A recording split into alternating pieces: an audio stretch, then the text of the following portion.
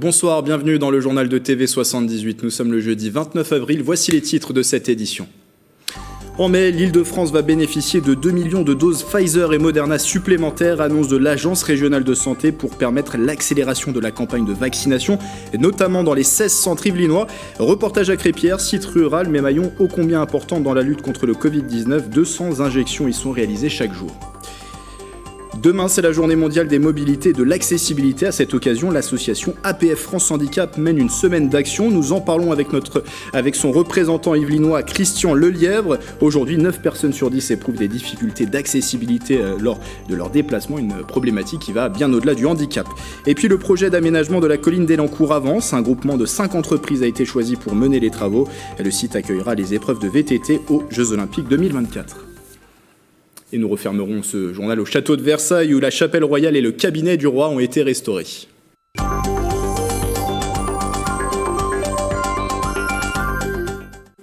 Les obsèques de Stéphanie Montfermé se sont déroulées en fin d'après-midi à Saint-Léger en Yvelines. La fonctionnaire de police a été tuée lors d'une attaque au couteau au commissariat de Rambouillet vendredi dernier. La cérémonie, dans la plus stricte intimité, a débuté à 16h30 par une messe dans ce village où elle résidait. Emmanuel et Brigitte Macron ont assisté à la cérémonie. Le président de la République y avait fait déposer une gerbe de fleurs dès le matin, tout comme des riverains qui ont pu déposer quelques bouquets. Le secteur autour de l'église a ensuite été bouclé à partir de 14h. Un registre de condoléances sera accessible en mairie dès demain vendredi. Stéphanie Montfermé avait 49 ans. On en sait d'ailleurs un peu plus sur la cérémonie d'hommage national qui se déroulera demain vendredi à Rambouillet. Stéphanie Montfermé y recevra la Légion d'honneur à titre posthume. La cérémonie sera présidée par Jean Castex et en présence de plusieurs ministres. Elle débutera à 10h30 sur la place André Thomé, à quelques mètres du commissariat de police où s'est déroulée l'attaque. L'hommage doit durer 1 heure. Le Premier ministre y tiendra un discours avant une minute de silence et une Marseillaise pour clôturer la cérémonie. Et nous reviendrons sur cette cérémonie d'hommage national dans notre émission du 7-8 week-end demain soir sur TV78 où il sera également question du calendrier du déconfinement annoncé ce soir par Emmanuel Macron dans la presse régionale.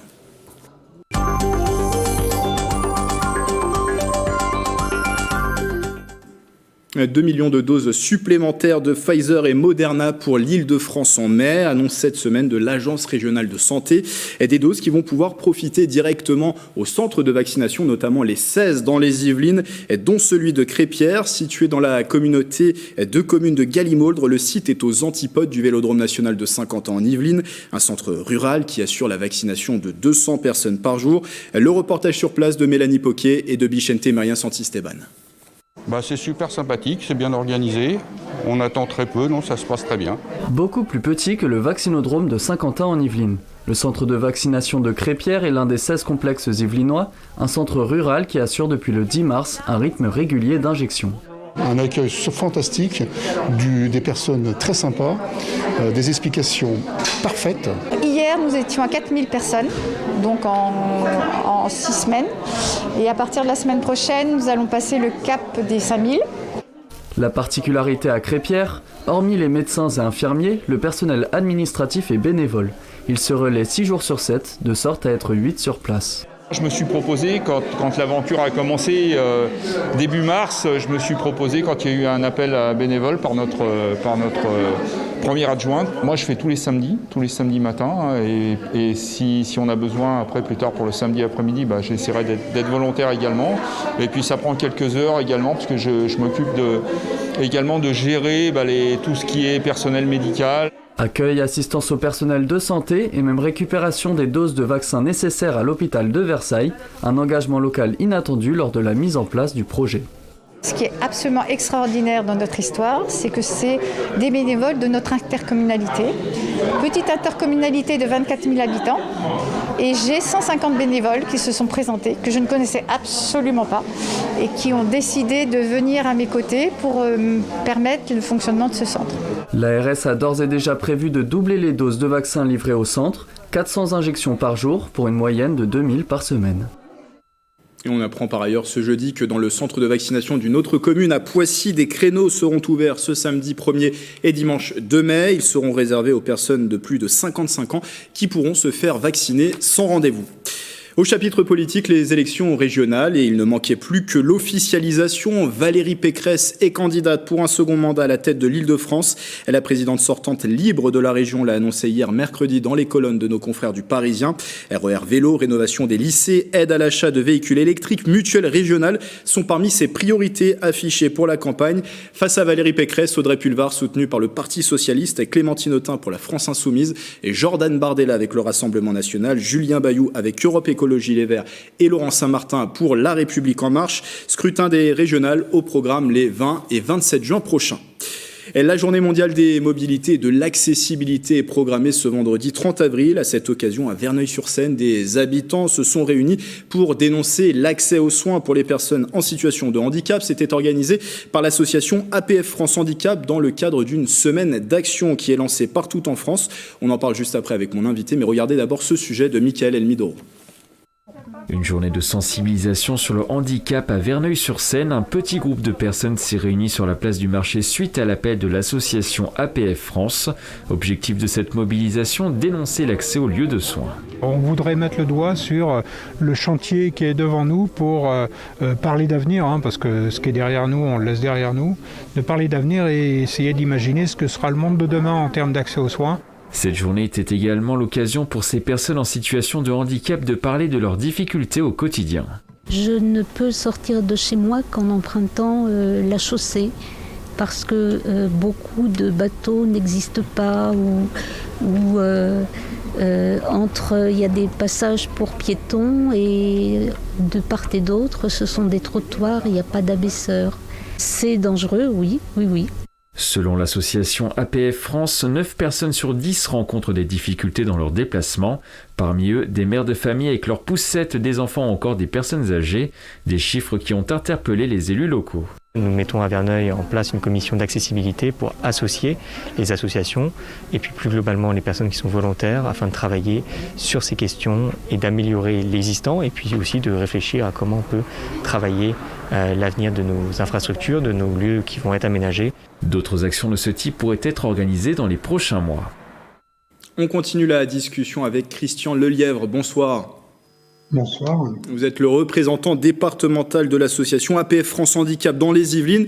L'association, je le disais, est à l'origine de cette semaine de mobilisation et d'action pour l'accessibilité. Marche Attaque, c'est le nom de cet événement. Et ce chiffre qui a été rappelé dans le reportage, 9 personnes sur 10 éprouvent des difficultés d'accessibilité lors de leur déplacement. C'est le résultat d'une enquête qui a été menée auprès de 12 000 Français concernés ou non par le handicap. C'est-à-dire que l'accessibilité, c'est un enjeu de société. Ça va même bien au-delà des personnes en situation de handicap. Absolument, et quand vous avez un escalier et que vous voyez les parents qui sont en train d'escalader l'escalier avec le bébé dans un bras et la poussette dans une autre main, c'est un vrai problème d'accessibilité, effectivement, oui. Ça concerne, et ces problématiques concernent absolument 9 Français sur 10, ce qui est quand même énorme. Oui. Alors l'APF France Handicap a donc lancé cette semaine de mobilisation. Il y a des actions partout en France et c'était le cas. On l'a vu dans ce reportage à Verneuil-sur-Seine. Pourquoi mener justement une action ce jour-là? C'était mardi à Verneuil-sur-Seine. Donc en fait,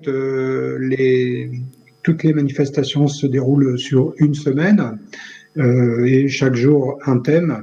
Donc en fait, et ce mardi où nous nous sommes rencontrés, donc c'était la journée consacrée à l'accès aux lieux de soins, donc partout en France. Et nous avons choisi de traiter ce thème dans notre ville de Verneuil-sur-Seine.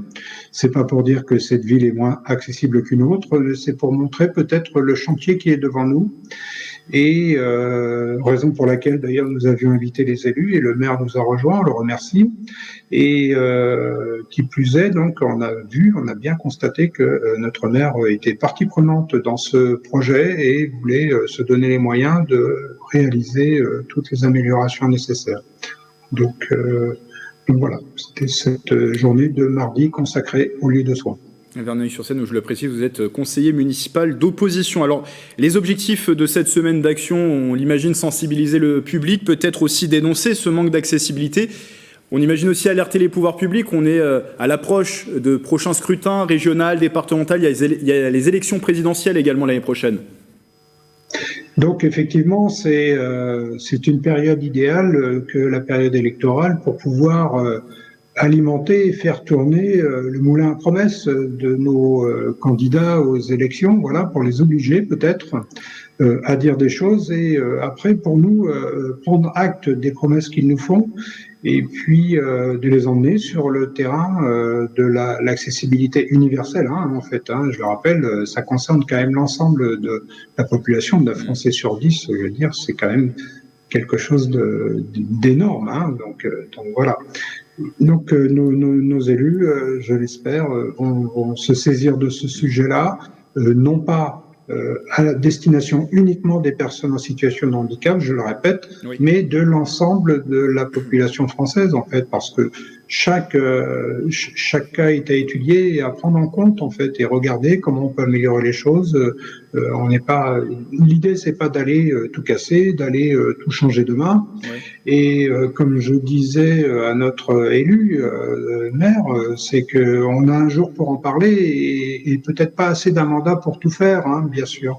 Mais c'est le moment ou jamais, peut-être, de se saisir de ce sujet-là et de le mettre sur l'avant-scène pour essayer de faire en sorte que les choses avancent. Et justement, sans trop rentrer dans les détails, mais que dit la loi aujourd'hui sur cette thématique de l'accessibilité ? On imagine que ça ne va pas assez loin encore. Mais moi, je vous dirais pas que la loi ne va pas assez loin. Bien sûr qu'il y a toujours matière à discuter sur la loi, mais aujourd'hui, on a un arsenal de lois et d'obligations. On a certainement de quoi faire une encyclopédie, sauf qu'il y a personne pour la lire. Donc le sujet aujourd'hui, bien sûr qu'il y a des choses à améliorer, mais déjà, il faudrait pouvoir appliquer tout ce que tous les engagements, toutes les suggestions qui ont été faites au travers des lois depuis 1975. Alors vous le disiez, c'est une semaine avec plusieurs thématiques abordées. Mardi à Verneuil-sur-Seine, c'était des actions qui avaient attrait à la question donc de l'accès aux soins. Les autres thématiques abordées, quelles sont-elles ? Et si j'ai bien compris, le principe, c'est à chaque fois de porter des propositions pour ces journées justement thématiques. Oui, effectivement. Excusez-moi, j'ai un blanc là. Sur les autres thématiques parce que j'étais vraiment concentré l'idée, oui, c'est de porter sur des propositions. Je sais que vendredi, par exemple, il y a l'accès aux loisirs, à savoir accès au spectacle. Il y a, on a interpellé lundi, on a consacré la journée pour interpeller les élus en place, à savoir les présidents du département, les présidents des communautés d'agglomération et les candidats aux élections, ainsi que naturellement les députés. Voilà. On retrouve en tout cas le programme détaillé de... Aujourd'hui, nous avons consacré, j'y étais, donc aujourd'hui nous avons consacré la journée pour les Yvelines à l'accès au transport en commun. D'ailleurs, nous avons passé une journée dans la ville de Conflans avec Transdev pour tester l'accessibilité donc des transports en commun, à savoir les arrêts de bus, la mise en conformité des arrêts de bus. Donc, à Conflans-Sainte-Honorine nous a présenté un certain nombre d'arrêts de bus sur des parcours dédiés qui sont aujourd'hui accessibles, et on a pu se rendre compte que dans l'ensemble, on a plus de 70% des arrêts de bus qui sont dits aux normes et entièrement accessibles. Ça ne veut pas dire pour autant que ceux qui ne sont pas qui répondent pas aux critères de la norme ne soient pas accessibles malgré tout. Donc effectivement, ce qu'on a constaté aujourd'hui, c'est qui ont été abordées lors de cette semaine et qui se terminent donc demain avec cette journée mondiale des mobilités et de l'accessibilité. On retrouve d'ailleurs tout le programme sur les liens internet qui vont s'afficher, toutes les informations sur l'association APF France et aussi sur cette action Marche Attaque qui se déroule jusqu'à demain vendredi. Merci Christian Lelièvre d'avoir été avec nous ce soir. Merci, bonne fin de journée, au revoir. Et je rappelle que vous êtes le représentant départemental de l'APF France Handicap.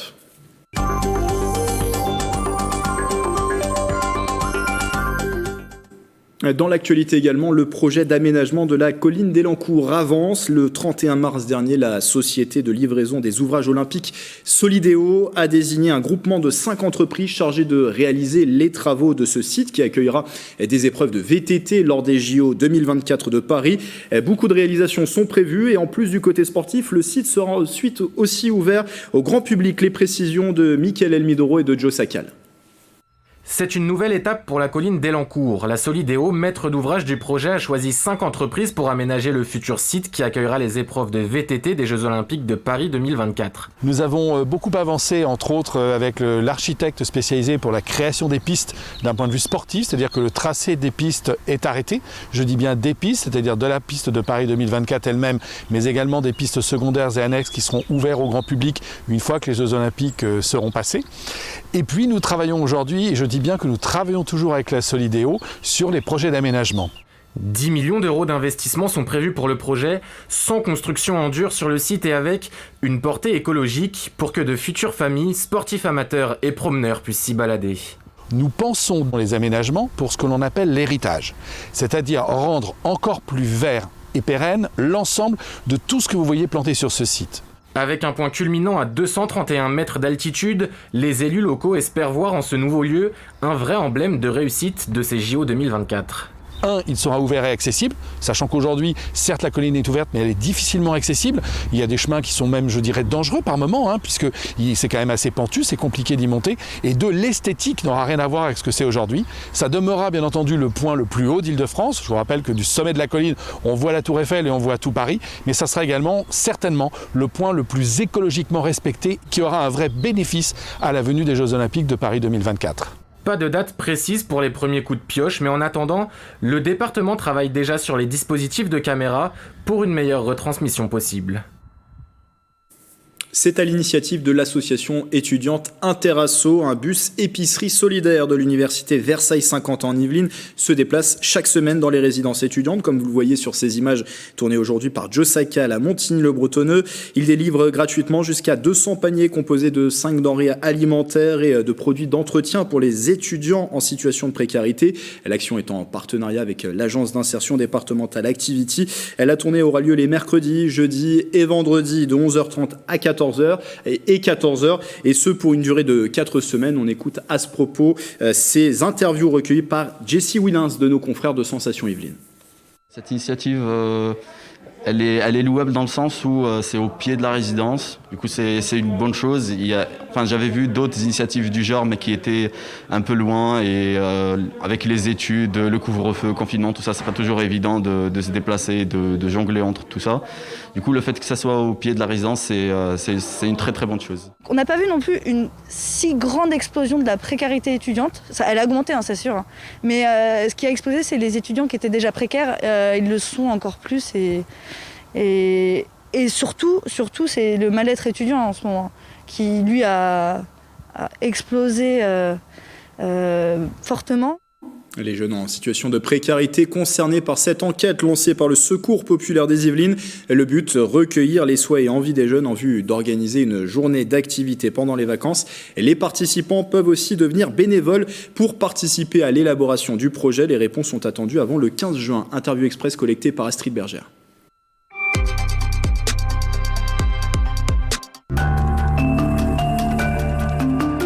L'enquête, elle est à destination des jeunes de 18 à 30 ans qui sont en situation de précarité dans les Yvelines et qui partent pas en vacances cet été. On leur demande ce qu'ils voudraient faire pour vraiment faire un projet qui correspond à leurs besoins, leurs envies, leurs attentes. Donc on demande par exemple s'ils préfèrent la plage, le parc d'attractions, des visites culturelles. Et on leur demande aussi s'ils veulent être partie prenante du projet en devenant bénévole dans la création de celui-ci. L'idée, c'est qu'on va essayer d'aller jusqu'au 15 juin pour répondre au sondage, pour pouvoir ensuite rappeler tous les jeunes qui ont proposé d'être bénévoles dans le projet et construire ensemble toute l'action. L'idée, c'est aussi qu'ils puissent se rendre sur notre page Facebook pour y répondre, donc Secours populaire des Yvelines, ou sur notre site internet secourspopulaire.fr/78, et qu'on puisse avoir le plus de réponses possible pour faire vraiment quelque chose qui correspond aux besoins et aux attentes des jeunes. On referme ce journal au château de Versailles. Les restaurations de la chapelle royale et du cabinet d'angle du roi sont terminées. Tous deux ont subi une rénovation intégrale pour retrouver leur éclat d'antan. Justine Brasier est allée découvrir le résultat sur place. Une restauration intégrale, c'est ce qu'a connu le cabinet du roi cette année. Architecture, boiserie et ameublement ont fait l'objet d'une rénovation ou d'un nettoyage. Les boiseries étaient dans un état d'empoussièrement, de saleté même pour certains. Ils présentaient des désordres, il pouvait y avoir des fentes assez importantes, il y avait quelques lacunes dans des parties de dorure, mais également des parties sculptées qui étaient lacunaires.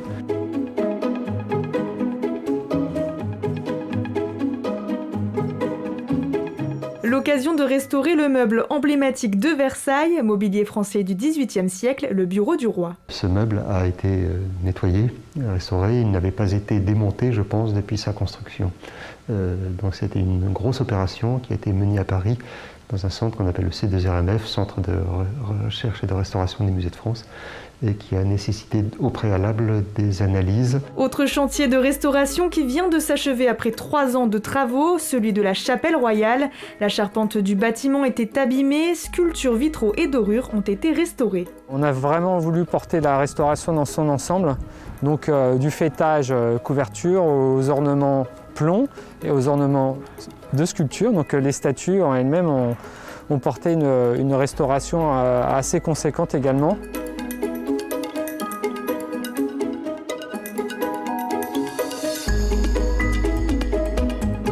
Au total, une centaine de personnes s'est succédé sur le site pendant le chantier, 12 corps de métiers différents. Objectif, restaurer le visuel d'origine de la chapelle. La dorure n'a plus été refaite depuis le 19e ni le 20e. Donc c'est là aujourd'hui qu'on redécouvre Versailles sous vraiment à l'inauguration que Louis XIV a pu voir lors de son règne. Coût du projet, près de 15 millions d'euros. C'est la fin de ce journal, merci de votre fidélité. Belle soirée avec TV78.